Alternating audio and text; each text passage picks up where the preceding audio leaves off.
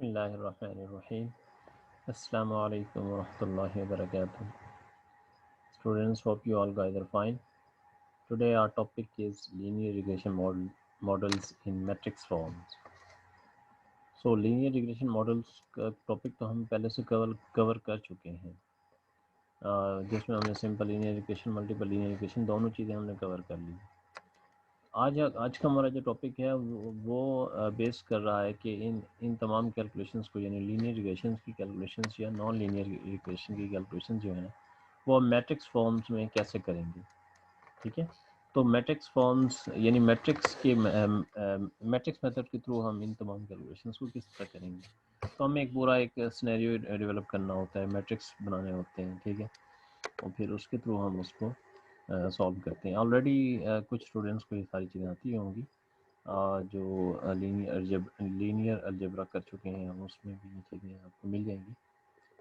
कुछ शॉर्ट से हम कॉन्सेप्ट्स को रिवाइज करेंगे और कुछ एक दो एग्जांपल्स के थ्रू हम इसको कॉन्सेप्ट्स को रिवाइज करेंगे इंशाल्लाह।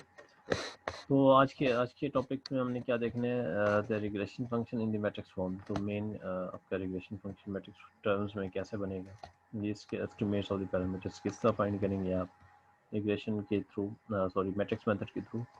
फिटेड वैल्यूज़ एंड रेजिडुअल्स, ये चीज़ें भी हम मैट्रिक्स मेथड के थ्रू किस तरह फाइंड करते हैं। जनरल स्ट्रक्चर क्या होगा, क्या उसकी एग्जांपल अगर करना चाहें तो वो किस तरह उसकी फाइंड आउट होगी।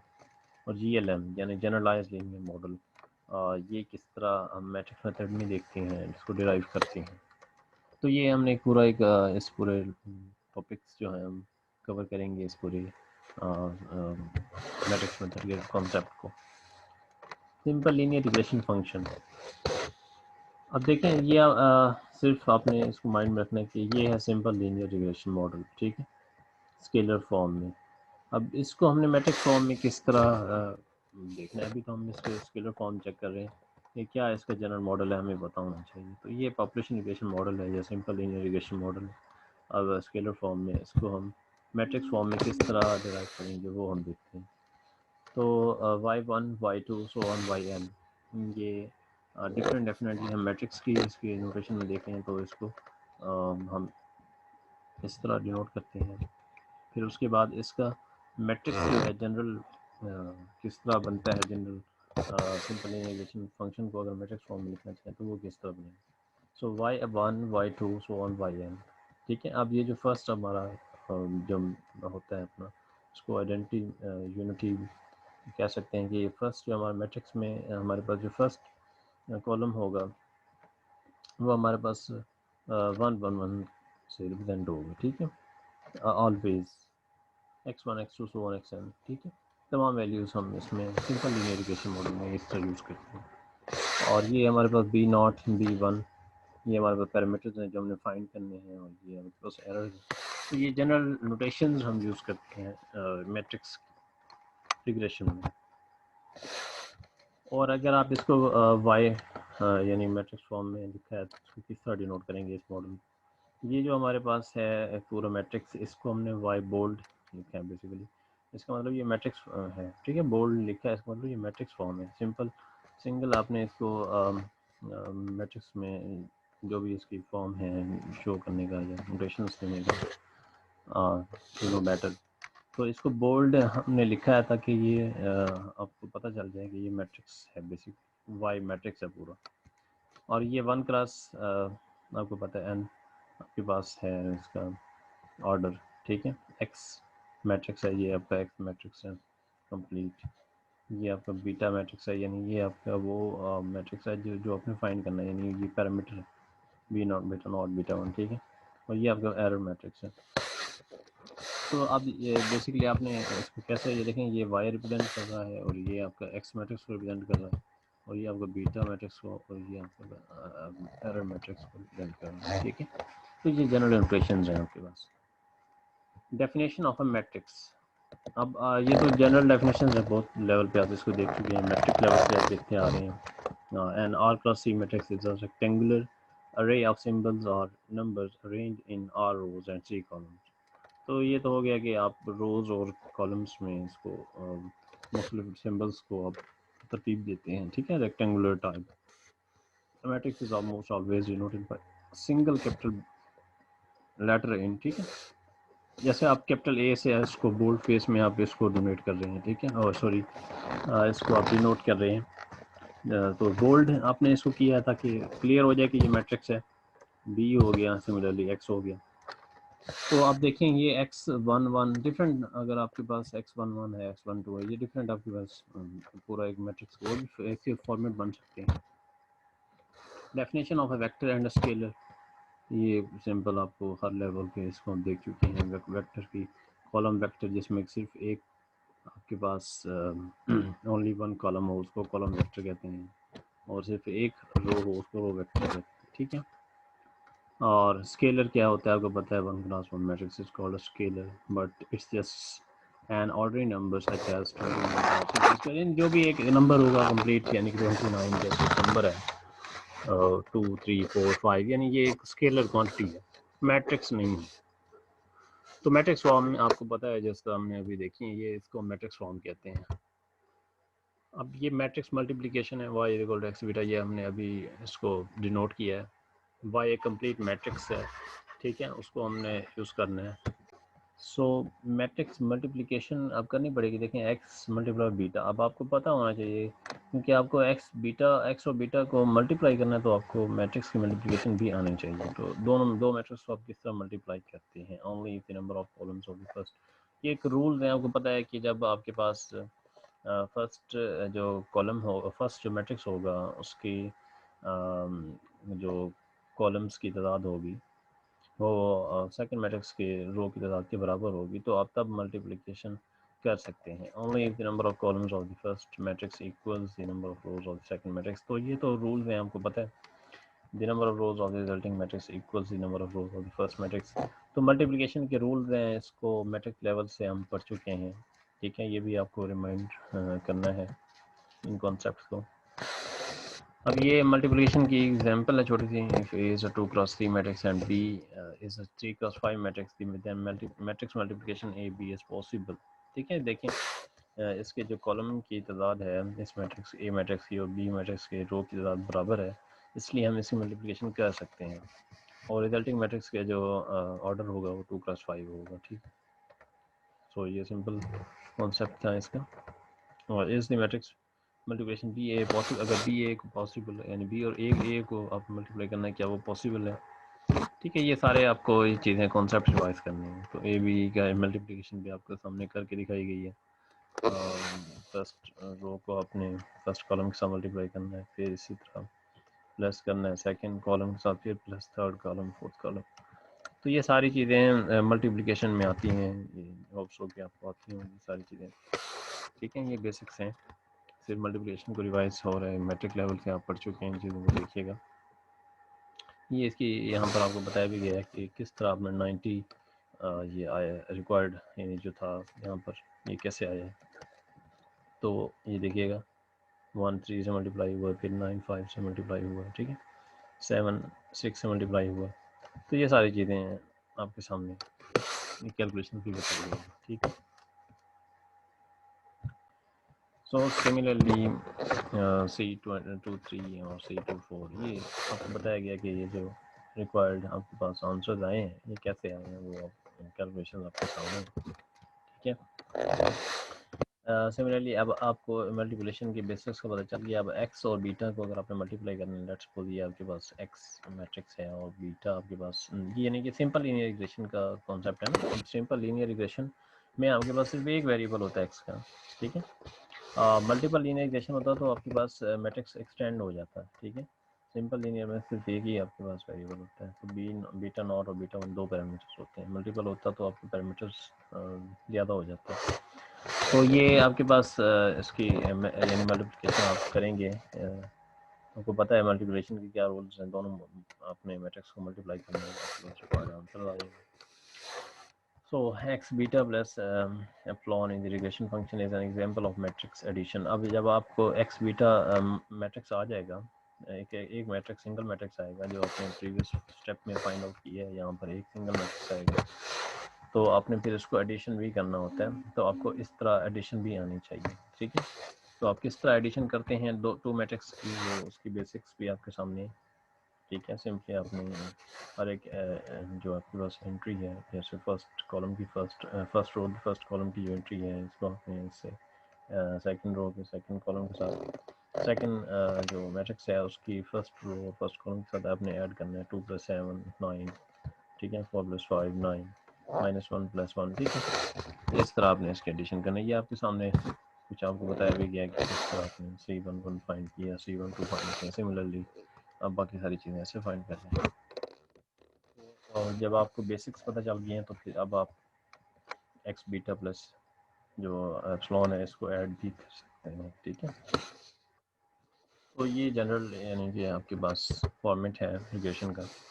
अब आप मल्टीपल लीनियर रिग्रेशन के फॉर्मेट की तरफ आएँ कि मल्टीपल लीनियर रिग्रेशन में मॉडल्स आपके पास मल्टीपल हो सकते हैं, सॉरी इंडिपेंडेंट वेरिएबल मल्टीपल हो सकते हैं, यानी एक से ज़्यादा हो सकते हैं, ठीक है।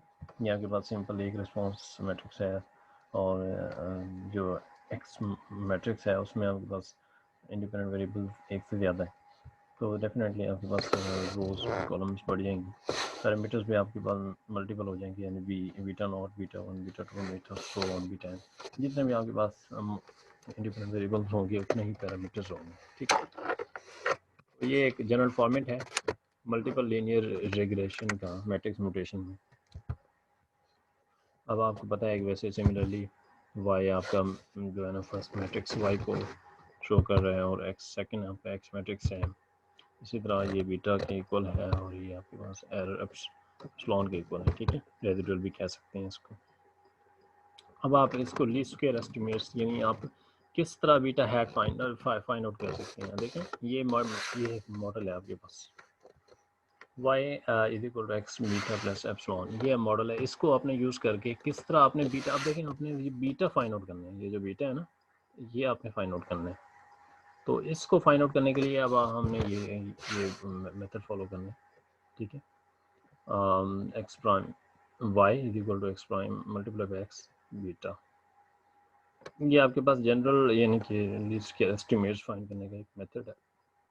तो beta hat is equal to, अब देखें अब आपने ये फाइंड करना है, बीटा हैट को एस्टिमेट करना है, बीटा को एस्टिमेट करना है। तो beta hat is equal to, इसको अब इसके इन्वर्स को बोथ साइड में मल्टीप्लाई करें तो ये कैंसिल हो जाएगा और यहाँ पर आपके पास X prime X inverse multiply हो जाएगा इसके साथ, तो ये बीटा आपके पास डिराइव हो जाएंगे। अब आपने क्या करना है, इसका मतलब आपको एक्स प्राइम एक्स का इन्वर्स आना चाहिए।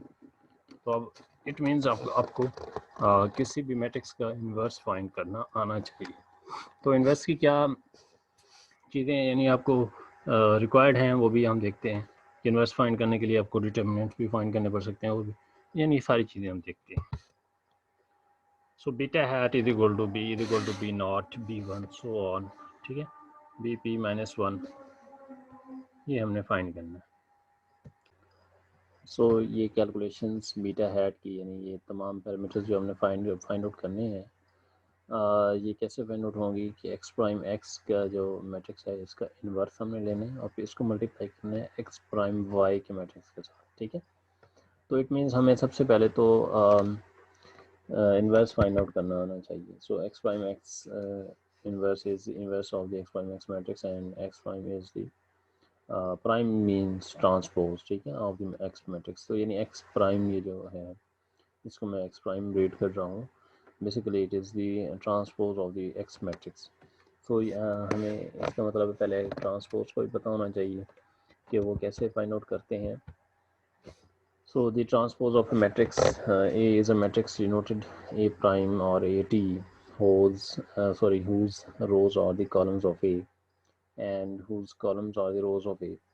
So ये all in the same original order जो भी होगा, ठीक है। अब आप देखें एक अगर आप ट्रांसपोज लेंगे तो वो सिंपली आप कॉलम्स को रोज़ में कन्वर्ट कर दें या रोज़ को कॉलम्स में कन्वर्ट कर दें तो ये आपका ट्रांसपोज बन जाता है।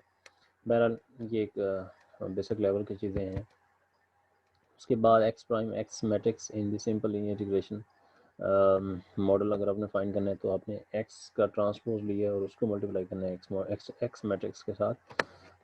ये फॉर एग्जांपल आपने एक्स का मैट्रिक्स का ट्रांसपोज है और उसको आपने मल्टीप्लाई किया एक्स मैट्रिक्स के साथ, तो ये जब आप मल्टीप्लाई करेंगे तो ये मैट्रिक्स आपका सिंपल लीनियर रिग्रेशन में इसके इक्वल आएगा। सो इन शॉर्ट मैं आपको यूँ बताना चाहूँ कि अगर एक्स प्राइम एक्स मैट्रिक्स को आप मल्टीप्लाई करते हैं तो वो इसके इक्वल आएगा, ये जो आपके पास रिजल्टेंट मैट्रिक्स है। सो इट मीन्स आपको ये नोटेशन याद करनी पड़ेंगी कि सिंपल लीनियर रिग्रेशन मॉडल अगर आप यूज़ कर रहे हैं तो उसमें ये इक्वल आएगा n, यहाँ पर आपने n यूज़ करना है, यहाँ सम ऑफ x, यहाँ सम ऑफ x, यहाँ सम ऑफ x स्क्वायर। सो ये आपको याद करना पड़ेगा, ठीक है। अगर आप याद नहीं करना चाहते तो फिर आपको पूरा कंप्लीट मल्टीप्लाई करना पड़ेगा, जैसे ये मल्टीप्लाई होगा। तो अगर आप मल्टीप्लाई भी करें तब भी इसके इक्वल आएगा, तो इसलिए ये टाइम सेविंग होगा कि आप सिंपली ये याद कर लें, ठीक है। फिर अपनी कैलकुलेशंस के लिए आप इसमें सिर्फ इसके सम्स को सब्स्टिट्यूट करेंगे और वो मैट्रिक्स बन जाएगा, फिर उसका इन्वर्स ले लेंगे।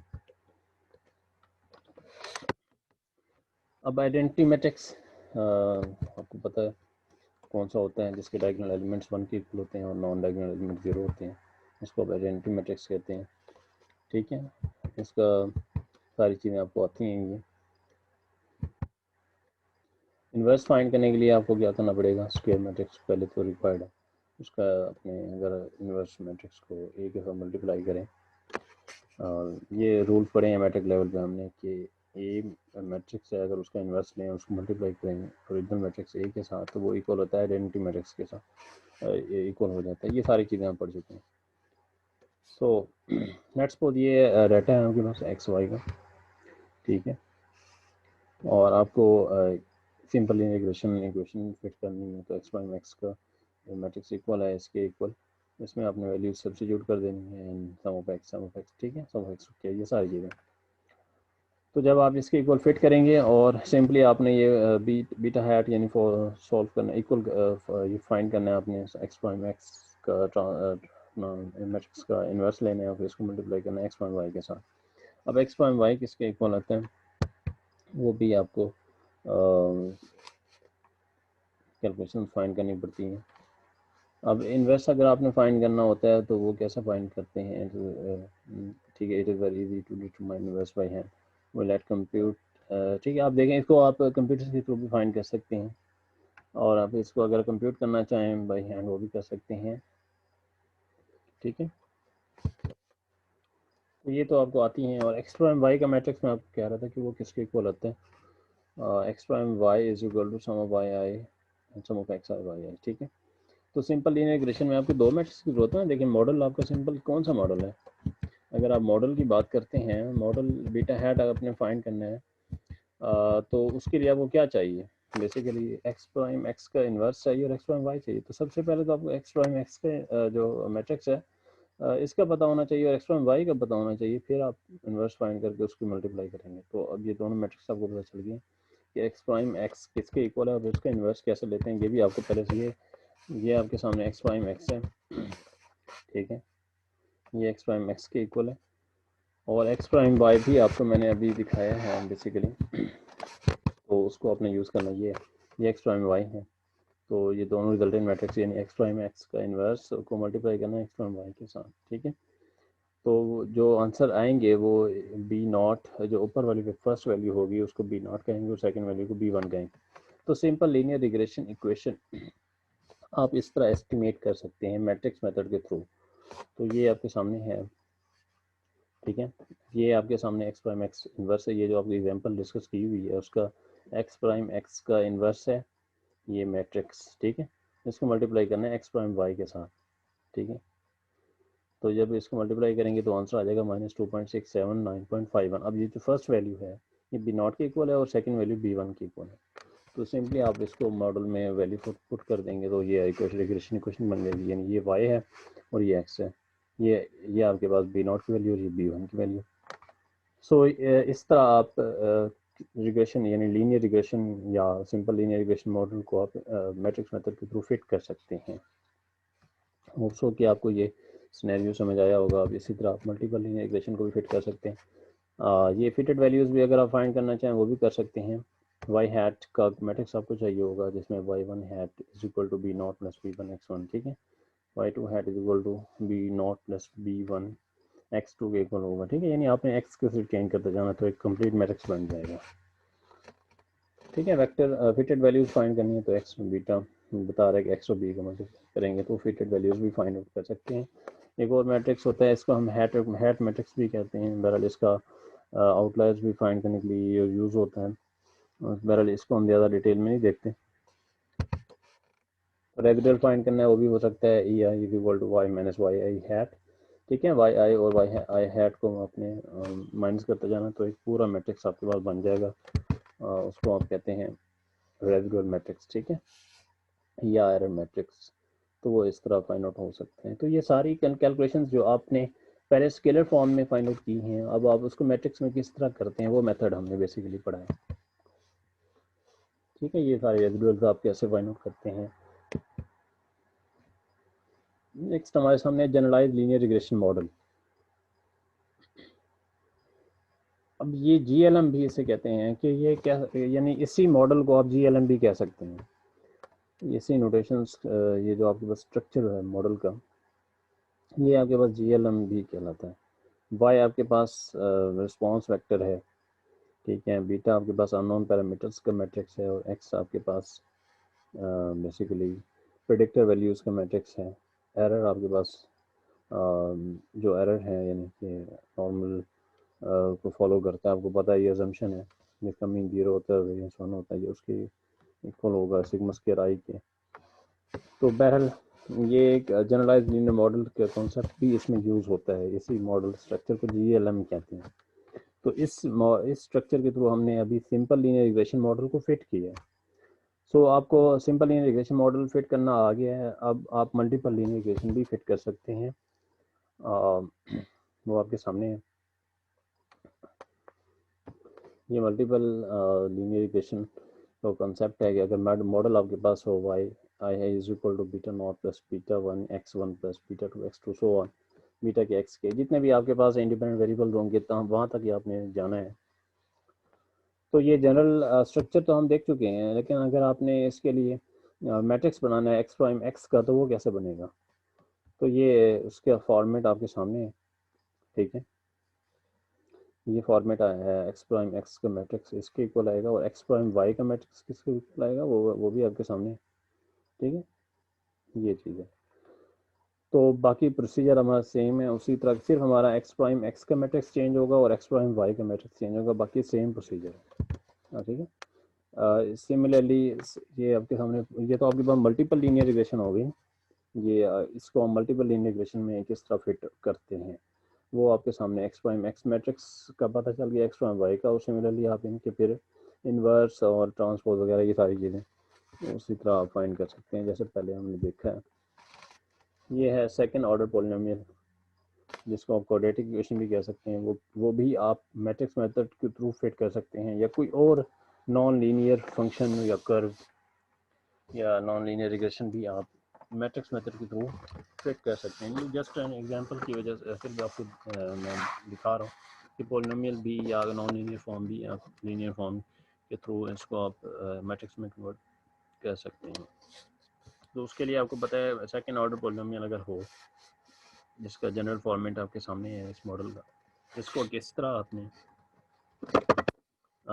अगर आप इसको नॉर्मल इक्वेशंस के थ्रू देखते हैं तो वो भी देख लेते हैं।